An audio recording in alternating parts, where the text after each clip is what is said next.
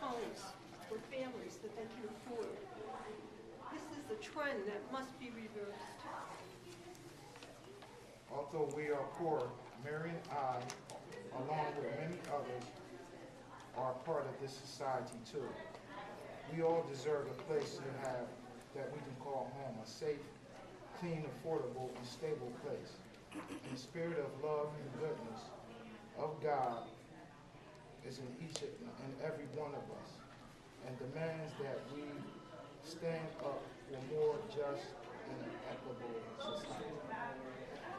May our story shine a light on efforts to dismantle New Jersey's housing laws. Our policies should ensure that people aren't homeless and that no man, woman, or child in the state of New Jersey has to stay in what today's equivalent is a manger. We also know that faith and charity alone are not enough, and systems of poverty, homelessness, and hunger must be addressed at a policy level if we are to build healthy communities in New Jersey. In a society which is wealthy enough to be able to provide decent housing for all, how can we justify not doing so? How can we justify extreme luxury for a few and homelessness for others? In these difficult economic times, many people are living close to the edge. The job loss or a medical crisis can mean the difference between paying rent and winding up in the streets. Many families who are working hard to make ends meet find themselves with nowhere to go or are crowded in small apartments. Rather than provide a safety net that acknowledges our collective responsibility to care for one another, the state relies on a patchwork of charity and individual philanthropy to serve the needs of the poor.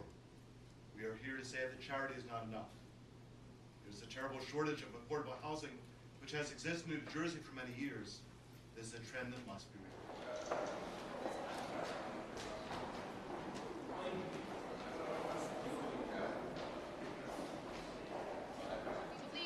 Worth and dignity of every man, woman, and child, and that each person should be treated as Jesus among us. Today, along with other concerned citizens of New Jersey, we ask our current elected representatives if there is room for hundreds of thousands of struggling families like Joseph and Mary in New Jersey. You have the opportunity to respond with a resounding yes. People in this State House have the opportunity to respond with a resounding yes, to lead us in answering God's call to foster a just environment where all his children can survive and thrive. Then the righteous will say, Lord, when did we see you hungry and feed you, or thirsty and give you drink? When did we see you a stranger and welcome you, or naked and clothe you? When did we see you ill or in prison and visit you?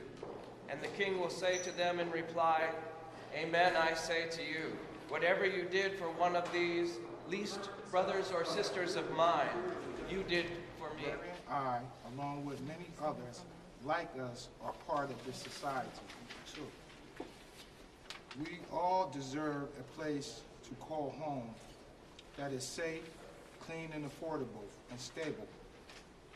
The spirit of love and goodness of God is in each and every one of us, and demands that we stand up for more just and equitable society. As a person of faith, I believe that not one of our brothers and sisters should hear there's no room in the end. Take one more. 1,